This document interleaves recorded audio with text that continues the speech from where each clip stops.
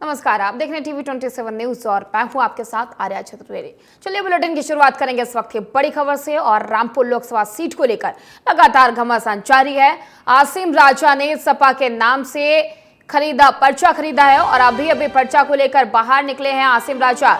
मैंने अपने नाम से खरीदा पर्चा। आसिम राजा की तरफ से कहा गया है कि उन्होंने अपने नाम से पर्चा खरीदा है, तो लगातार सस्पेंस बना हुआ है। आसिम राजा ने सपा से पर्चा खरीदा है, अभी पर्चा लेकर वो बाहर निकले हैं। आसिम राजा हैं, उन्होंने पर्चा खरीदा है और उन्होंने कहा कि मैंने अपने नाम से ये पर्चा खरीदा है। रामपुर सपा के नगर अध्यक्ष हैं आसिम राजा। तो रामपुर सीट से लेकर लगातार लोकसभा सीट को लेकर घमासान मचा हुआ है और अब आसिम राजा ने पर्चा खरीदा है। आसिम राजा ने बताया कि उन्होंने ये सपा से पर्चा खरीदा है, अभी वो पर्चा लेकर बाहर निकले हैं। तो आसिम राजा ने रामपुर लोकसभा सीट से पर्चा खरीदा। तो रामपुर लोकसभा सीट को लेकर लगातार घमासान देखा जा रहा है, लगातार सस्पेंस बरकरार है।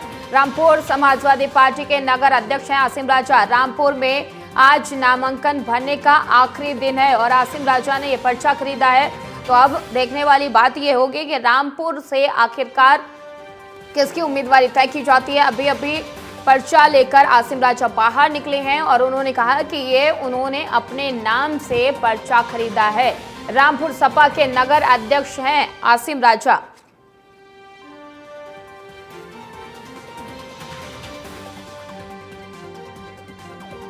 तो आपको बता दें कि रामपुर लोकसभा सीट को लेकर लगातार घमासान देखा जा रहा है, लगातार सस्पेंस भी बरकरार है और आसिम राजा जो नगर अध्यक्ष हैं उन्होंने पर्चा खरीदा है। उन्होंने कहा कि अभी मैंने ये पर्चा अपने नाम से खरीदा है। पर्चा खरीदा है, अभी आप आएंगे जमा करने आएंगे अभी। अच्छा आसिम साहब, तो ऐसी सूचना है कि नरेश उत्तम साहब आ रहे हैं, प्रदेश अध्यक्ष नरेश उत्तम। अब देखिए पता चल जाएगा जी। तो आसिम राजा ये पर्चा किस नाम से खरीदा गया है, ये तो बता दीजिए। आसिम साहब किस नाम से पर्चा खरीदा गया है? आसिम भाई पर्चा किस नाम से खरीदा है? बताएंगे, वो बताएंगे जी। आप बता दो ना। अरे बता तो दीजिए आसिम साहब, आपको रामपुर लोकसभा सीट को लेकर लगातार घमासान जारी है और अब इस बीच आसिम राजा ने सपा के नाम से पर्चा खरीदा है। तो आपको बता दें कि उन्होंने कहा कि ये पर्चा उन्होंने अपने नाम से खरीदा है और वो अभी पर्चा खरीदकर बाहर निकले हैं। तो ये लगातार घमासान रामपुर लोकसभा सीट को लेकर जारी है। एक तरफ रामपुर लोकसभा सीट को लेकर आजम खान ने कहा था कि यहां से अखिलेश यादव चुनाव लड़ें, लेकिन अब आसिम राजा ने ये पर्चा खरीदा है जिसको लेकर घमासान मचा हुआ है। रामपुर सीट को लेकर लगातार सस्पेंस बरकरार है, घमासान भी देखने को मिल रहा है और आजम खान की तरफ से मांग की गई थी कि अगर रामपुर से अखिलेश यादव चुनाव लड़ते हैं तो जनता उनका सहयोग करेगी, कार्यकर्ता उनका सहयोग करेंगे, अदरवाइज वो लोग इसका बहिष्कार करेंगे। और अब इसमें बड़ी जानकारी सामने निकल कर आ रही कि आसिम राजा ने सपा के नाम से ये पर्चा खरीदा है और वो पर्चा लेकर अभी बाहर निकले हैं और उन्होंने कहा कि पर्चा उन्होंने अपने नाम से खरीदा है। ये भी कहा जा रहा है कि प्रदेश अध्यक्ष नरेश उत्तम भी उनके साथ शामिल हो सकते हैं, यहाँ पर वो जल्द ही पधार सकते हैं। लेकिन रामपुर लोकसभा सीट काफी हॉट सीट मानी जाती है और अब इसको लेकर घमासान की स्थिति बनी हुई है और ये तस्वीरें सामने निकल कर आ रही है कि आसिम राजा पर्चा लेकर बाहर निकले हैं।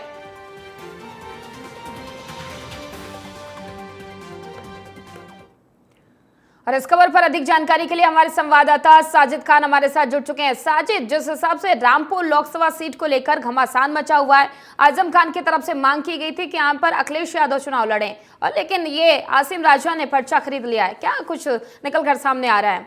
साजिद, आज मैं बता दूं आपको कि कल इन्होंने पूरे जितने पार्टी कार्यकर्ता थे और पदाधिकारी थे, उन्होंने कल चुनाव का बहिष्कार किया था और वही आसिम राजा आज पर्चा खरीद कर लेकर गए हैं। दूसरी और कोई मोहम्मदुल्लाह नदवी हैं, कोई सुहार के रहने वाले, उनकी भी चर्चाएं चल रही हैं जी। तो अब देखना ये होगा कि इसमें दोनों में से कौन समाजवादी से पर्चा भरता है, क्योंकि आसिम राजा जो हैं पहले भी प्रत्याशी रह चुके हैं, पूर्व प्रत्याशी हैं जी।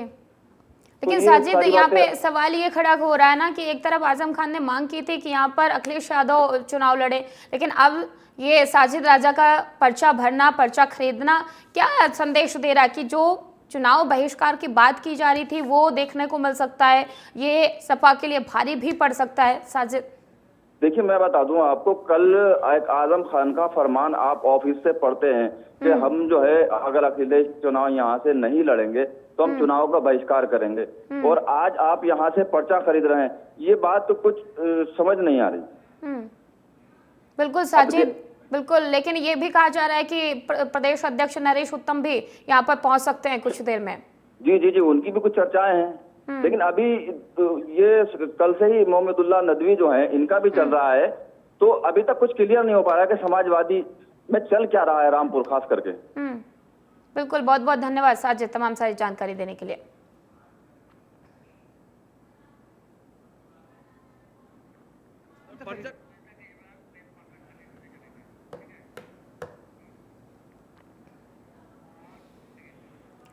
और सुनीता केजरीवाल प्रेस कॉन्फ्रेंस कर रही, क्या कुछ कह रही, चलिए सुनवाते हैं। मैं जेल में अरविंद जी से मिलने गई। उन्हें डायबिटीज है, शुगर लेवल ठीक नहीं चल रहे, लेकिन निश्चय दृढ़ है। 2 दिन पहले उन्होंने दिल्ली की जल मंत्री आतिशी जी को संदेश भेजा था कि लोगों की पानी और सीवर की समस्याओं का समाधान किया जाए। बताइए क्या गलत किया? लोगों की समस्याओं का समाधान तो होना ही चाहिए।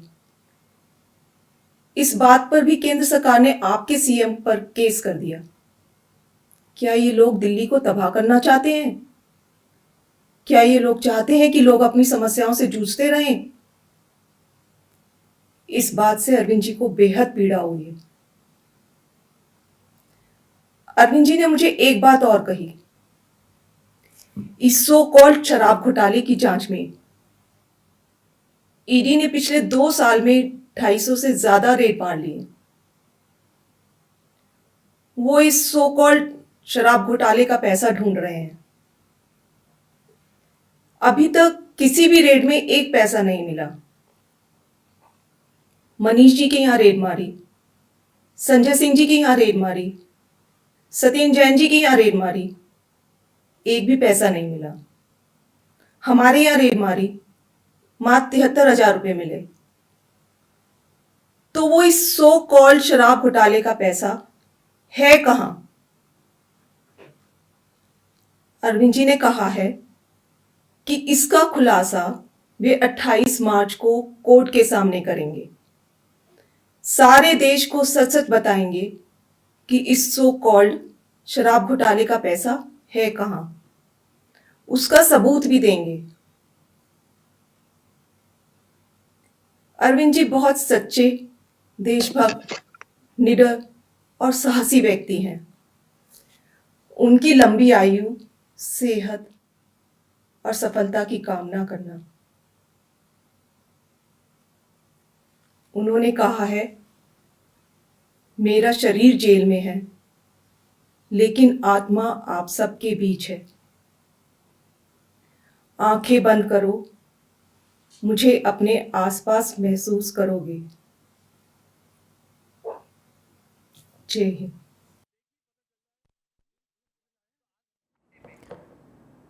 और आजम खान ने चुनाव बहिष्कार का ऐलान कर दिया है। तो इस वक्त की बड़ी जानकारी हम आपको दे रहे हैं कि आजम खान ने चुनाव का बहिष्कार करने का ऐलान कर दिया है।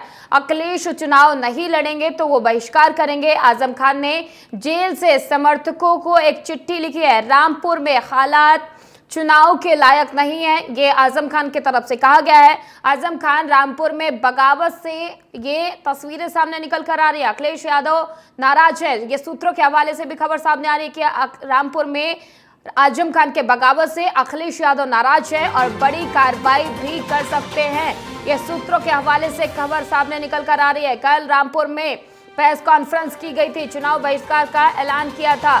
तो अब इस पूरे मामले पर अखिलेश यादव की तरफ से कोई कार्रवाई भी की जा सकती है। ये सूत्रों के हवाले से खबर मिल रही कि अखिलेश यादव आजम खान के बगावत से नाराज है और एक तरफ आजम खान की तरफ से मांग की जा रही कि रामपुर में चुनाव के हालात नहीं है, अखिलेश यादव वहां से चुनाव लड़ें। अगर अखिलेश यादव चुनाव नहीं लड़ते हैं तो चुनाव का बहिष्कार किया जाएगा। तो इस बगावत से सूत्रों के हवाले से ये खबर सामने निकल कर आ रही है कि अखिलेश यादव नाराज हैं और कोई कार्रवाई भी कर सकते, कोई बड़ा कदम अखिलेश यादव उठा सकते हैं। ये तमाम तस्वीरें सामने निकल कर आ रही है। सूत्रों के हवाले से खबर भी आ रही है कि अखिलेश यादव आजम खान के बगावत से नाराज है और एक तरफ आजम खान ने जेल से समर्थकों को चिट्ठी भी लिखी है। उन्होंने कहा कि रामपुर में चुनाव के लायक हालात नहीं है और रामपुर में बगावत से अब अखिलेश यादव भी नाराज होने की खबर सूत्रों के हवाले से सामने आ रही है।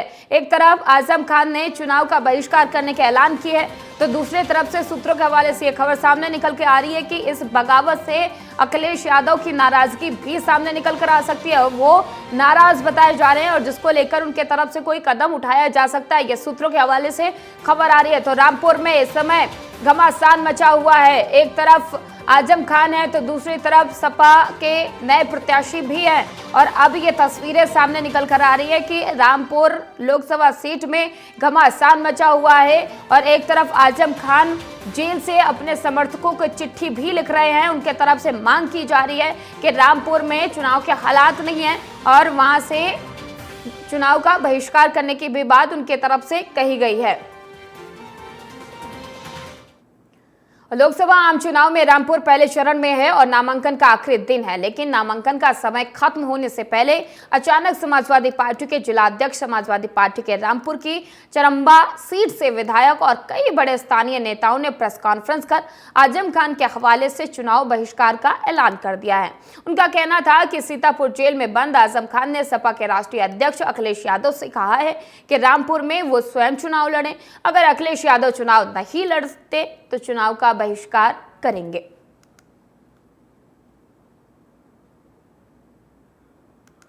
चोरी छुपे इन्होंने मीटिंग की और मीटिंग में ऐसे लोग थे जिनके अपने पोलिंग कभी नहीं जीते समाजवादी के।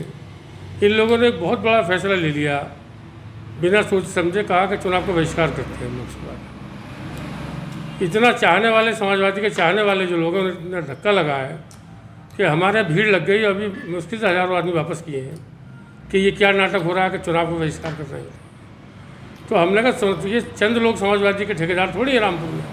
समाजवादी का 10 लाख आदमी है, लाखों कार्यकर्ता समाजवादी का। तो हमने कहा नहीं, ऐसा नहीं होगा। समाजवादी के राष्ट्रीय अध्यक्ष जो फैसले लेंगे माना जाएगा, जिसे उतारेंगे उसे लड़ाया जाएगा चुनाव, और कोई नहीं लड़ेगा चुनाव मैं लड़ूंगा मैं। और मुरादाबाद से इस वक्त की बड़ी खबर सामने आ रही है। सपा प्रत्याशी रुचि वीरा को मनाने की कोशिश लगातार जारी है। आलाकमान की तरफ से रोकने की कोशिश है। यह सूत्रों के हवाले से बड़ी खबर सामने आ रही है। पर्चा दाखिल न करने को कहा गया था, यह सूत्रों के हवाले से बड़ी खबर सामने आ रही है। और रुचि ने कल ही नामांकन लिया था, आज नामांकन दाखिल करने का आखिरी दिन है। तो मुरादाबाद लोकसभा सीट को लेकर लगातार घमासान मचा हुआ है। एक तरफ सपा के प्रत्याशी रुचि वीरा को नामांकन ना करने का भी कहा गया है, लेकिन दूसरी तरफ एसटी हसन ने नामांकन दाखिल कर दिया है, जिसको लेकर अब रुचि वीरा को मान मुनव्वल का दौर जारी है। लगातार उन्हें मनाने की कोशिश भी की जा रही है। रुचि वीरा जो सपा की प्रत्याशी थी मुरादाबाद से, उनको नामांकन ना करने के लिए कहा गया था और अब ये भी खबर सामने आ रही है कि उनको अब मनाने की कोशिश जारी है। तो मान मुनव्वल का दौर लगातार जारी है। रुचि वीरा ने कल ही नामांकन का पत्र लिया था, लेकिन उनके तरफ से नामांकन दाखिल नहीं किया गया था और आज नामांकन करने का आखिरी दिन भी है। और दूसरी तरफ मुरादाबाद से जो सपा के सांसद रह चुके हैं एसटी हसन ने नामांकन दाखिल भी कर दिया है, लेकिन अब इस पर घमासान लगातार जारी है। और एक और बड़ी खबर सामने आ रही है। मुरादाबाद सीट पर सपा में लगातार घमासान जारी है। मुरादाबाद में एसटी हसन के टिकट पर सस्पेंस बरकरार है। सपा से रुचि वीरा को टिकट मिल सकता है और कल ही एसटी हसन ने ये नामांकन दाखिल किया था।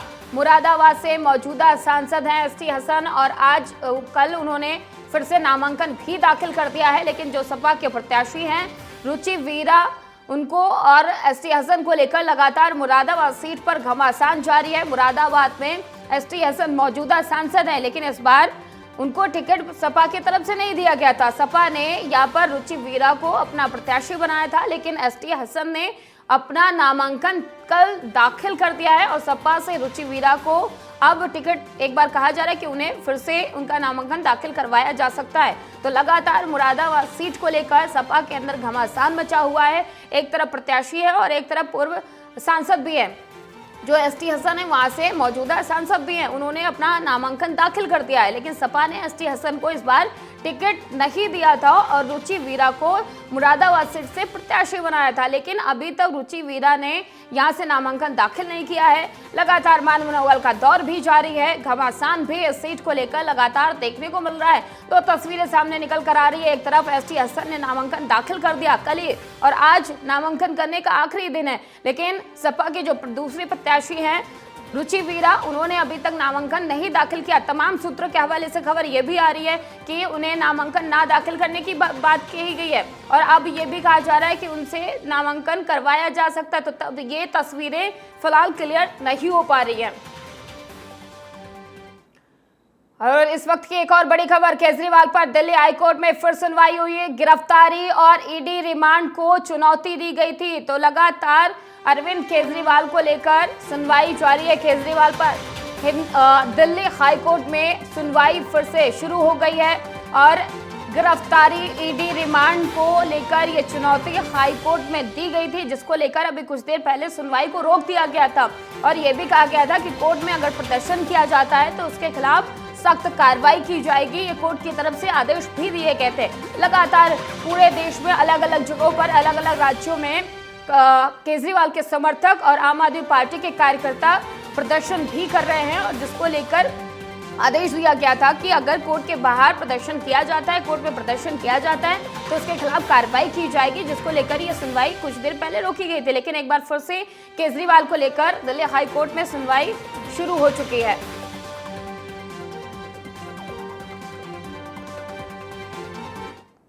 तो चलिए सीधा आपको लिए चलते हैं जबलपुर, जहां पर सीएम मोहन यादव हैं।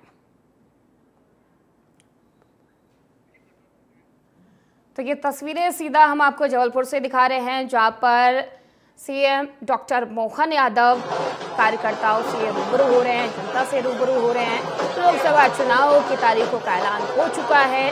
आज पहले चरण के नामांकन का आखिरी दिन भी है।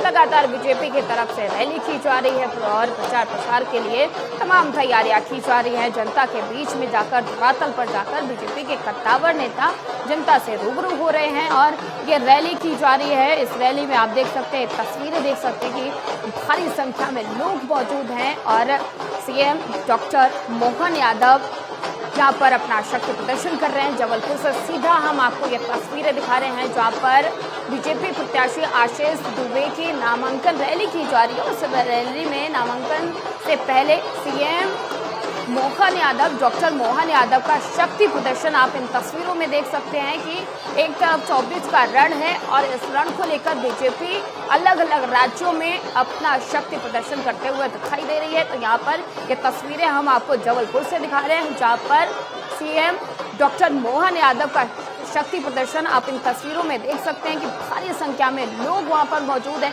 जनता भारी संख्या में मौजूद है और ये नामांकन रैली से पहले का शक्ति प्रदर्शन है। जो तस्वीरें आप सीधा टीवी स्क्रीन पे देख रहे हैं और इस तस्वीरों में आप देख सकते हैं कि भारी संख्या में लोग मौजूद हैं और लगातार चुनाव को लेकर बीजेपी की तरफ से तमाम तैयारियां की जा रही हैं। धरातल पर जाकर जनता से रूबरू हुआ जा रहा है। तमाम कद्दावर नेता लगातार धरातल पर जाकर जनता के बीच जाकर जनता से उनकी समस्याएं उनसे रूबरू हो रहे हैं और ये तस्वीरें हम आपको सीधा जबलपुर से दिखा रहे हैं, जहाँ पर बीजेपी प्रत्याशी के नामांकन रैली से पहले का शक्ति प्रदर्शन सीएम डॉक्टर मोहन यादव कर रहे हैं। और ये जबलपुर से सीधा तस्वीरें आप देख रहे हैं, जहां पर भारी संख्या में लोग मौजूद हैं, कार्यकर्ता मौजूद हैं और खुद सीएम डॉक्टर मोहन यादव अपना शक्ति प्रदर्शन करते हुए दिखाई दे रहे हैं। तो ये जबलपुर से सीधा तस्वीरें हम आपको दिखा रहे हैं। आप टीवी स्क्रीन पर सीधा तस्वीरें जबलपुर से देख सकते हैं, जहाँ पर बीजेपी प्रत्याशी आशीष दुबे की नामांकन रैली का आयोजन किया गया है और नामांकन रैली से पहले सीएम डॉक्टर मोहन यादव अपना शक्ति प्रदर्शन करते हुए दिखाई दे रहे हैं। 24 का रण है और लगातार तैयारियां जारी हैं। बीजेपी हर राज्यों में जाकर धरातल पर अपने अपने कद्दावर नेताओं को भेजकर वहां पर तमाम लोगों से मिलना, जनता से मिलना, उनसे उनके समस्याओं से रूबरू होना और शक्ति प्रदर्शन करना। ये तस्वीरें सीधा आप जबलपुर से देख रहे हैं, जहां पर सीएम डॉक्टर मोहन यादव अपना शक्ति प्रदर्शन करते हुए दिखाई दे रहे हैं। ये तस्वीरें हम आपको सीधा जबलपुर से दिखा रहे हैं। ये टीवी स्क्रीन पर आप देख सकते हैं कि भारी संख्या में लोग मौजूद हैं, कार्यकर्ता मौजूद हैं और सीएम डॉक्टर मोहन यादव अपना शक्ति प्रदर्शन कर रहे हैं। यहाँ पर नामांकन होना है। आज बीजेपी के जो प्रत्याशी हैं आशीष, उनके तरफ से नामांकन दाखिल किया जाएगा। नामांकन से पहले सीएम डॉक्टर मोहन यादव अपना शक्ति प्रदर्शन करते हुए दिखाई दे रहे हैं। तो आपको बता दें कि पहले चरण के नामांकन का आज आखिरी दिन है और यही वजह है कि तमाम कद्दावर नेता लगातार धरातल पर पहुंचकर जनता से रूबरू हो रहे हैं और इसी कड़ी में सीएम डॉक्टर मोहन यादव भी जबलपुर पहुंचे हुए हैं, जहां पर बीजेपी प्रत्याशी आशीष का आज नामांकन दाखिल करेंगे। नामांकन से पहले ये शक्ति प्रदर्शन किया जा रहा है।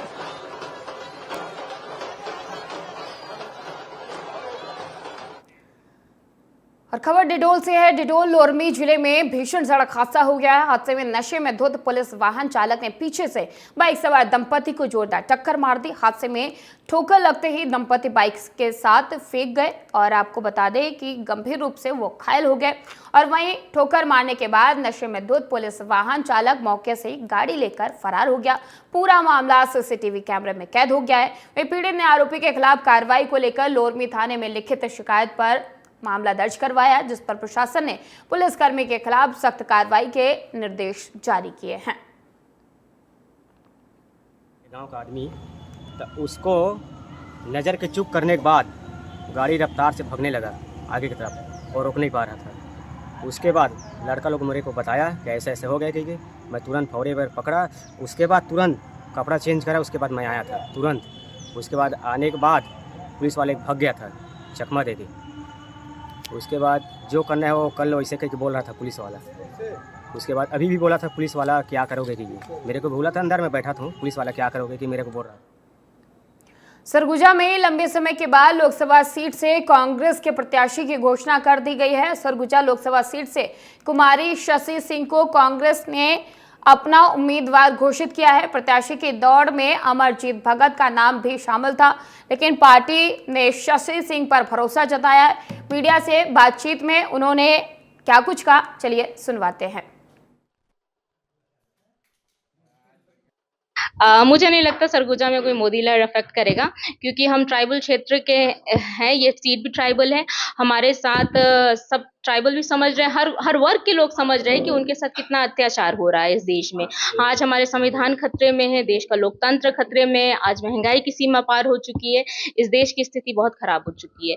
तो ये सब जनता समझ रहे हैं, तो मुझे नहीं लगता मोदी लहर कुछ भी अफेक्ट करने वाला है सरगुजा संभाग। लोकसभा की 543 सीट के लिए 19 अप्रैल से 1 जून के बीच 7 चरणों में वोटिंग होनी है और पहले चरण के लिए नामांकन दाखिल करने का आज आखिरी दिन है। केंद्रीय मंत्री और नागपुर से बीजेपी के उम्मीदवार नितिन गडकरी भी नामांकन दाखिल करेंगे।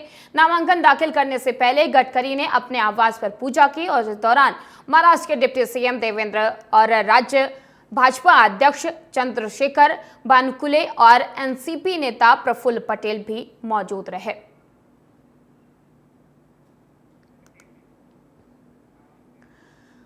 लोकसभा की 543 सीट के लिए 19 अप्रैल से 1 जून के बीच 7 चरणों में चुनाव होना है। मतगणना 4 जून को होनी है और इसके लिए भाजपा कांग्रेस समेत सभी दल उम्मीदवारों का ऐलान कर रहे हैं। वहीं महाराष्ट्र में विपक्षी गठबंधन की सीट शेयरिंग के ऐलान से पहले शिवसेना उद्धव बालासाहेब ठाकरे ने उम्मीदवारों की सूची का ऐलान कर दिया है।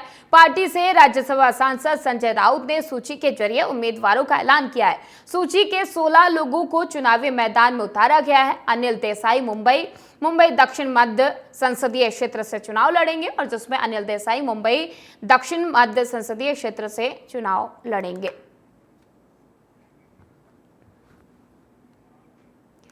झांसी में रिश्तेदार के साथ घर जा रही गर्भवती महिला ने सफर के दौरान रास्ते में उसकी तबीयत खराब हो गई और जिस वजह से ट्रेन में महिला की मौत हो गई। वहीं महिला के शव को जीआरपी ने वीरांगना लक्ष्मीबाई झांसी रेलवे स्टेशन पर उतारा गया और फिर पोस्टमार्टम के लिए भेज दिया गया है।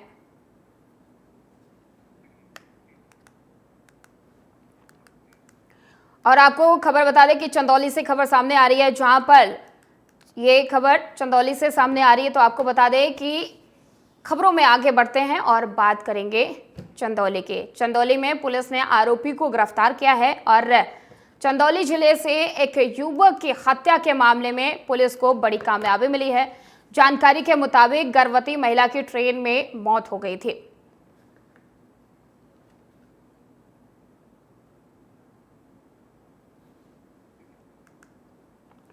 तो आपको बता दें कि हमले में गंभीर रूप से घायल व्यक्ति को निजी अस्पताल पहुंचाया गया है, जहां उसकी मौत हो गई है। घटना की सूचना मिलने पर मौके पर पहुंची पुलिस ने मृतक के शव को बरामद कर आरोपी को हिरासत में लिया है और आगे की कार्रवाई शुरू कर दी है।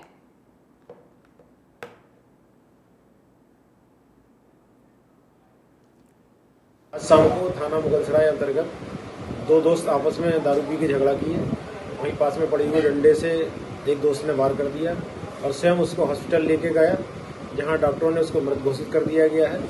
सूचना के आधार पर अभियुक्त को गिरफ्तार कर लिया गया है तथा प्राप्त तहरीर के आधार पर मुकदमा सुसंगत धाराओं में पंजीकृत कर अग्रिम वैधानिक कार्रवाई अमल में लाई जा रही है। और फिलहाल बुलेटिन में इतना ही। देश और दुनिया की तमाम खबरों के लिए देखते रहिए TV 27 न्यूज।